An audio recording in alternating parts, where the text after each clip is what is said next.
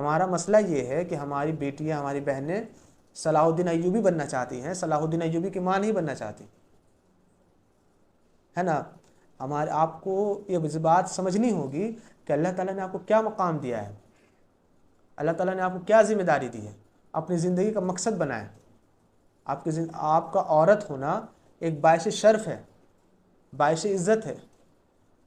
अब अगर इस्लाम से पहले जो मैंने मिसालें दी, इस्लाम से पहले क्या था? मेल एस्टोनिज़म था। मर्द जो है वो हुकूमत करना चाहते थे औरतों पर। लेकिन फिर इस्लाम ने इसको क्या किया? इस्लाम ने औरतों को मकाम दिया, औरत को इज़्ज़त दी। कोई और औरतों को कहा कि आप पर नस्लों की तरबियत का ज़िम्मा है, जो काम आप कर सकती है एक मर्द नहीं कर सकता। ठीक है, अब हम नो डाउट मानते हैं कि हमारे माशरे में, हमारे समाज में जुल्म है, आज भी जुल्म है।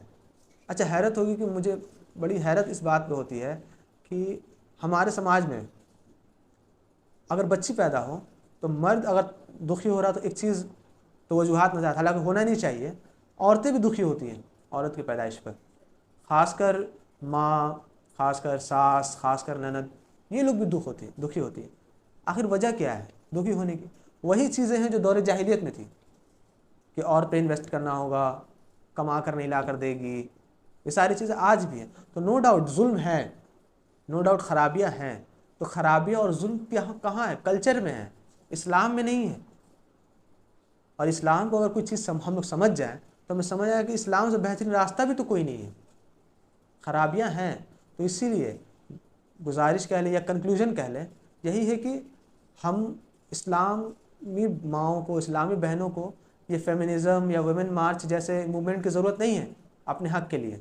अगर उन्हें अपना हक़ चाहिए तो इस्लाम में तलाश करें, अल्लाह उसके रसूल के फरमान में तलाश करें, आपको उसको वहाँ से हकूक़ मिलेंगे, पता चलेगा कि हमारा क्या हुकूक है, हमारे क्या राइट्स हैं, हमें कैसे एक फ़ातिमा की बेटी या आयशा रज़ियल्लाहु तआला अन्हा की बेटी बनकर कैसे ज़िंदगी गुजारनी है। इस्लाम तो कभी किसी शोबे में जाने से मना नहीं करता औरत को, इस्लाम एडुकेशन में मना नहीं करता, इस्लाम मुआशरत यानी कह लीजिए जॉब्स या नौकरी में भी मना नहीं करता। इस्लाम कहता है ये है कि आप कुछ भी करें, हद में रहकर करें, अल्लाह की हुदूद को पार ना करें। अल्लाह ताला ये कहता है कि आपका चेहरा फातिमी रूप होना चाहिए। कि अल्लाह के रसूल, हर दुनिया में आज तक हज़रत आयशा रज़ियल्लाहु तआला अन्हा से बड़ा आलिम कोई नहीं है ना। दुनिया में अल्लाह के रसूल सल्लम की जंग उहद में हिफाजत एक सहाबिया करती है, उम्मे अमारा। अल्लाह के रसूल कहते हैं कि मैं उम्मे अमारा को देखता हूँ कि वो, मैं जिस तरफ देखता हूँ वहाँ उम्मे अमारा मेरी हिफाजत में तीर चला रही होती है। तो ये जज्बा हुआ करता था औरतों का। तो इस्लाम मना नहीं करता, हाँ, लेकिन कहता है कि अपनी हद में जाने। और यही चीज़ इस्लाम मर्दों से भी मुखातिब होकर कहता है, मर्दों से भी तकाजा करता है कि अपनी हद को जाने, अपनी हद को समझें। बहरहाल में था कि मकसद के ऊपर कि देखिए अपना मकसद ज़रूर बनाएं, मकसद बनाएं। और डॉक्टर, इंजीनियर बनना, टीचर बनना ये मकसद नहीं होता।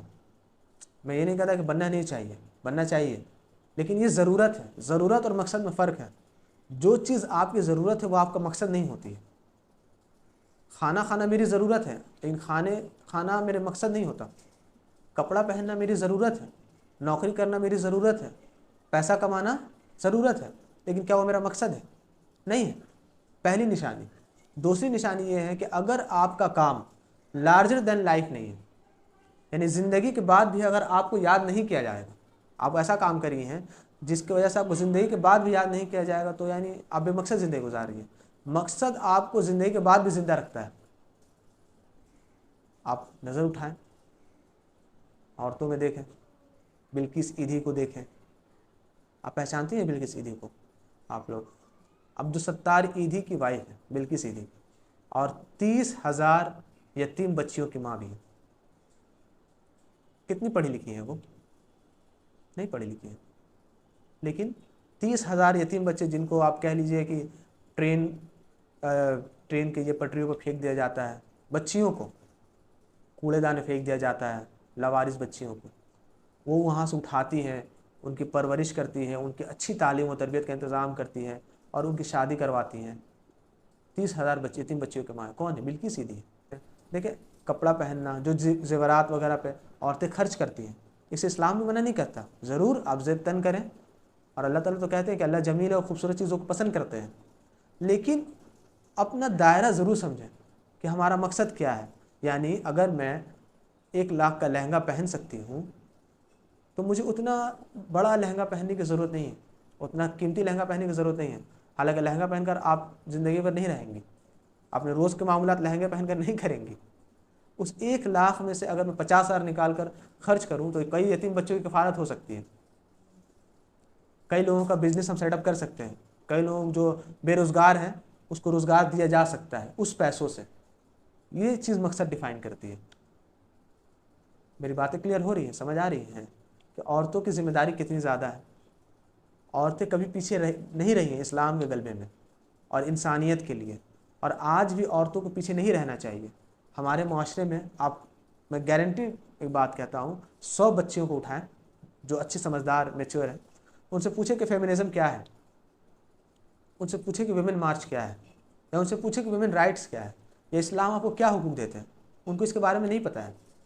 और जब ये चीज़ अचानक आएगी, क्योंकि आप देखें कि सब कॉन्टिनेंट में, पाकिस्तान वगैरह में या इसके अलावा यूरोप्स में आ चुकी है, अभी हमारे यहाँ पे नहीं आई है, कोलकाता वगैरह में आ चुकी है, यहाँ नहीं आई है अभी। यहाँ जब अचानक ये चीज़ आएगी तो लोग, औरतें उसके पीछे जाने लगेंगे।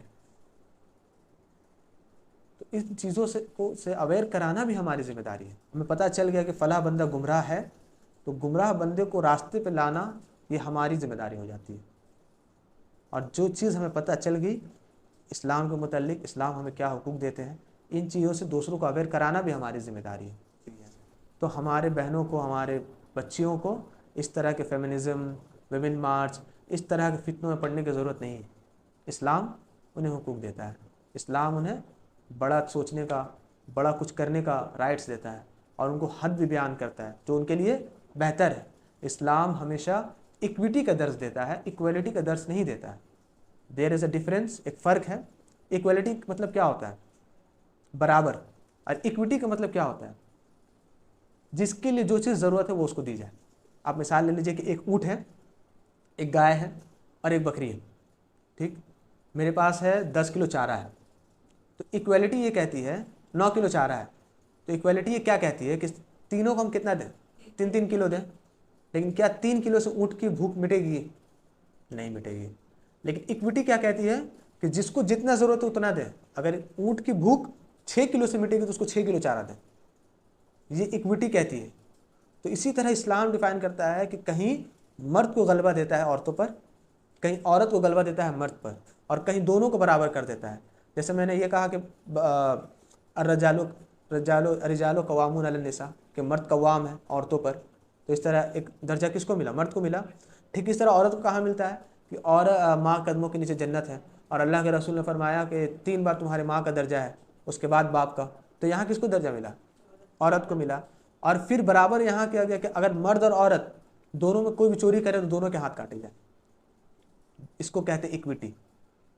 तो इक्वालिटी और इक्विटी का फ़र्क समझ के रखिएगा। नस्लों की तरबियत करना सबसे बड़ा ज़िम्मा है, ये जहन में रखें। क्योंकि जो सारा आसिफ है, डॉक्टर सारा आसिफ, उनके बारे में मैंने सारा आपको बतलाया था, उन्होंने अपना डॉक्टरी प्रोफेशन सिर्फ इसलिए छोड़ा कि क्योंकि उनका बच्चा होने वाला था, और उनके जहन में था कि अगर मैं अपने प्रोफेशन पे रहूं, अपना काम ही करती रहूँ, तो मेरे बच्चे की तरबियत नहीं होगी, और मेरे लिए असल जिम्मेदारी मेरी ये है। तो उन्होंने अपने प्रोफेशन को छोड़ा, और घर वालों ने उनको क्रिटिसाइज़ किया, उन पर जुमले कसे, कहा कि इतना पढ़ा का फ़ायदा क्या, इतना पैसा खर्च करके फ़ायदा क्या। तो ये कुर्बानी चाहते हैं इस्लाम आप लोगों से।